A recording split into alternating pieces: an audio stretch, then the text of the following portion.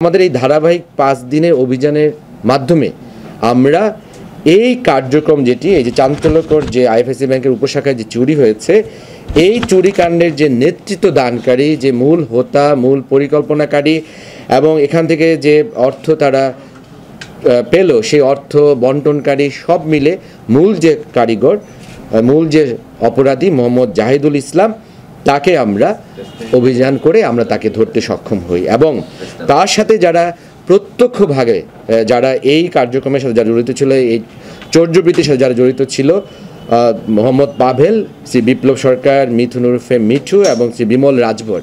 এই চারজনকে কিন্তু আমরা হাতে নাতে ধরতে সক্ষম হই এবং আমি মনে করি জেলা পুলিশের এটি একটি অনন্য সাফল্য কারণ হচ্ছে যে এই ধরনের অপরাধী যারা তাদেরকে কিন্তু সহজে কিন্তু আপনার প্রযুক্তির মাধ্যমে কিন্তু শনাক্ত করা যায় না কারণ তারা অত্যন্ত কৌশলী এবং আপনারা যদি লক্ষ্য করে দেখেন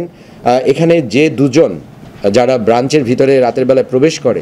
তাদের মুখ কিন্তু ঢাকা ছিল তার মানে সিসি ক্যামেরার যে ফুটেজ এটাও কিন্তু তারা এক ধরনের ডস দেওয়ার চেষ্টা করে যাতে করে তাদেরকে আমরা সেখান থেকে তাদের আমরা শনাক্ত করতে না পারি যত ধরনের কৌশল ছিল তারা কিন্তু অবলম্বন করে প্রযুক্তিগত যত কৌশল সবই কিন্তু তারা অবলম্বন করে মানে মোট কথা তাদেরকে সেখানে শনাক্ত করা তাদেরকে সেখানে আমরা তাদেরকে শনাক্ত করার মাধ্যমে এই রহস্য উদ্ঘাটন করা এই ক্ষেত্রে যত ধরনের এখানে আমাদেরকে তারা বলা যায় যে বিভ্রান্ত করার চেষ্টা করে সকল আয়োজন কিন্তু তারা করেছিল কিন্তু আমি যেটা বলবো যে আমাদের জেলা পুলিশের যে অদম্য কর্মকর্তা যারা আছে বিশেষ করে সদর থানার যে অফিসাররা যারা আছে এবং অফিসার ইনচার্জ সদর থানা সদর সার্কেল তারা কিন্তু এদিকে আমি বলবো অত্যন্ত নিবেদনের সাথে তাদের যত ধরনের পুলিশের তদন্ত ব্যবস্থাপনার যত ধরনের কৌশল আছে সবগুলো সন্নিবেশ করে এবং তাদের গোয়েন্দা তথ্য বিশ্লেষণ করে বিভিন্ন ধরনের পূর্বাপর ঘটনাগুলো বিশ্লেষণ করে আমরা কিন্তু এই ঘটনায় যারা সরাসরি জড়িত চারজনকে কিন্তু আমরা গ্রেপ্তার করতে সক্ষম হয়েছি এবং এই ঘটনায় আমরা যতদূর জানতে পেরেছি তদন্তে এখন পর্যন্ত 5 জন এখানে জড়িত ছিল বাকি একজনের আমরা এখনও তাকে শনাক্ত করতে পারিনি আমরা প্রচেষ্টা অব্যাহত আছে এবং এখানে আমাদের এই অভিযানে বিচ্ছিন্নভাবে সর্বমোট 10,85,940 টাকা আমরা এই যে চারজনের কথা বলছি জাহিদুল ইসলাম বিমল রাজভর বিপ্লব সরকার মিথুন উরফে মিঠু এবং পাভেল এক একজনের কাছ থেকে কিন্তু আমরা এক এক অঙ্কের অর্থ কিন্তু আমরা সেখান থেকে আমরা জব্দ করতে পারি এবং জাহিদুল ইসলাম সেই অর্থ দিয়ে একটি সে টিভিএস অ্যাপাচি 160 একটি মোটরসাইকেল ক্রয় করেছিল সেই মোটরসাইকেলটা আমরা জব্দ করতে পেরেছি এবং এখানে সে এই সিন্দুক ভাঙার কাজে একটি লোহার তৈরি একটি টায়ার লিভার ব্যবহার করেছিল সেই লিভারটি কিন্তু তাদের দেখানো মতে আমরা 24 তারিখে আমরা সেটি জব্দ করতে পেরেছি এখানে তাদের যে কৌশলটি ছিল আমরা আগেও কিন্তু বলেছি যে এই ধরনের সংঘবদ্ধ অপরাধী যারা তারা কিন্তু কয়েকজন যারা দলে যারা বিভক্ত থাকে তারা এক একজনের কিন্তু কাজ এক এক রকম থাকে যেমন এখানে আমরা যেটি বলতে পারি বিমল এবং যে আমরা যাকে শনাক্ত করতে পারিনি তারা ছিল মূলত অগ্রগামী দল তারা রেকি দলে ছিল তাদের কাজ ছিল 12 তারিখ রাত থেকে তারা আইএফএসসি ব্যাংকের সামনে অবস্থান নেয় মাটিডালি উপশাখায় এবং সেখানে সেই শাখার আশেপাশে মানুষের চলাফেরা ব্যাংকে যারা কর্মকর্তা বা কর্মচারী যারা ছিল তাদের চলাফেরা এবং ব্যাংকে কেউ আছে কিনা পার্শ্ববর্তী আপনারা জানেন আরও অনেকগুলো বাণিজ্যিক স্থাপনা আছে সেখানেও মানুষের কোনো উপস্থিতি ছিল কিনা এই বিষয়গুলো কিন্তু তারা নিশ্চিত করে এবং তারা যখন রেকি শেষে তারা যখন বলতে পারে যে না এখন এখানে আর কোনো সমস্যা হবে না তারপরে কিন্তু এই জাহিদুল সে অন্যান্য তার যে সহকর্মী যারা আছে এখানে মিঠু আছে পাবেল আছে তাদেরকে নিয়ে তারা এখানে উপস্থিত হয় এবং এখানেও আমরা যেটি দেখলাম যে তারপরে কিন্তু তাদের কাজের কিন্তু ক্ষেত্র ভিন্ন এখানে মূলত জাহিদুল এবং বিমল তারা পেছন দিয়ে তারা প্রবেশ করে সেখানে তারা একটি ছোট একটি ছিদ্র করে তারা প্রবেশ করে এবং তারপর তারা ভিতরে প্রবেশ করে তারা সেখানে ভল বলতে সিন্ধুকে প্রবেশ করে এবং সিন্ধুকের সেই তারা তাদের যে টায়ার লিভারটি দিয়ে সিন্ধুকটি ভেঙে ফেলে এবং সেখানে সমুদয় যে সঞ্চিত অর্থ ছিল সেই অর্থ একটি ময়লা ফেলার যে ব্যাগ যাতে করে কেউ তাদেরকে সন্দেহ করতে না পারে সেই ময়লা ফেলার ব্যাগে করে তারা সেই মধ্যরাতেই তারা সেই স্থান ত্যাগ করে পরবর্তী তারা তাদের যার এখানে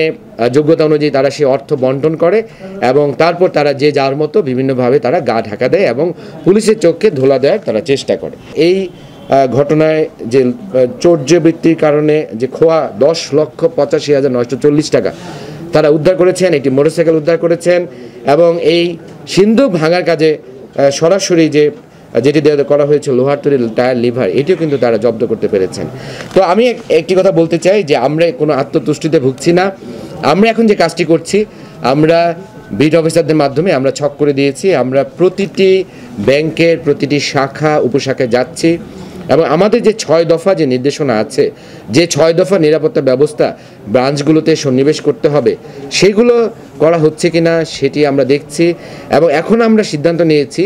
যে ব্যাংকের যে প্রধান নির্বাহী যারা আছেন, ব্যাংক পরিচালনা কর্তৃপক্ষ যারা আছেন, তাদের কাছে আমরা আমাদের উপযুক্ত কর্তৃপক্ষের মাধ্যমে আমরা পত্র প্রেরণ করব, যাতে করে তারা তাদের যে শাখা বা উপশাখা পরিচালনার ক্ষেত্রে নিরাপত্তা বৈশিষ্ট্যগুলো যাতে অবশ্যই সংযোজন করেন এবং উপযুক্ত কোনো নিরাপত্তা বৈশিষ্ট্য ব্যতি রেখে যে কোনো ভবনে যাতে তারা ব্যাংকিং কার্যক্রম পরিচালনা না করেন, এই জন্য তাদের প্রতি আমাদের উদাত্ত আহ্বান থাকবে। তারা এর আগে এই ধরনের বলেছে। এখন আমরা যে কাজটি করব, আমরা তাদেরকে রিমান্ডে নিয়ে আসবো। মাত্রই তো তাদেরকে আমরা কালকে গ্রেপ্তার করেছি, সকল তথ্য কিন্তু এখন আমরা তাদের কাছ থেকে আমরা পাইনি।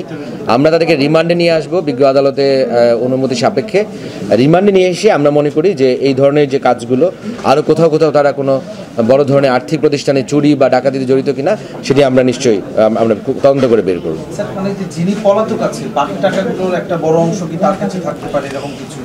এখানে মূলত জাহিদুল ইসলাম হচ্ছে এটা মূল হোতা, এবং এই যে অর্থ বন্টনের ক্ষেত্রেও কার কি ভাগ হবে সেই কিন্তু এটা মূলত বিন্যস্ত করেছে। এবং তারা যে কথাটি বলেছে যে তারা কিন্তু পবিত্র ঈদুল আজহা উপলক্ষে তারা অনেক অর্থ তাদের ব্যক্তিগত কাজে তারা ব্যয় করেছে, সেটি তারা বলেছে। তো তারপরেও আমরা মনে করি যে প্রায় 11 লক্ষ টাকা উদ্ধার হয়েছে, এটিও কিন্তু অনেক, এবং আমরা বাকি অর্থগুলো উদ্ধারের জন্য আমরা চেষ্টা করব। মোটরসাইকেল বাদে এবং হ্যাঁ আরও 1 লক্ষ টাকা আপনি ধরতে পারেন, প্রায় 12 লক্ষ টাকার মতো। হ্যাঁ 12 লক্ষ টাকার কাছাকাছি বা বেশি আমরা হয়তো উদ্ধার করতে পেরেছি। পুরাতন তো আমরা হয়তো 1 লক্ষ টাকা ধরেছি।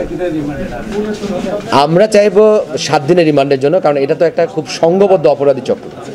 এবং এই অপরাধী চক্রগুলা তাদের যে অপরাধ সংগঠন কৌশল এগুলো আমাদের জানা দরকার, এবং তাদের আরও কোনো সহযোগী আছে কিনা এটাও আমাদের জানা দরকার। এই জন্য আমরা 7 দিনের রিমান্ড চাই।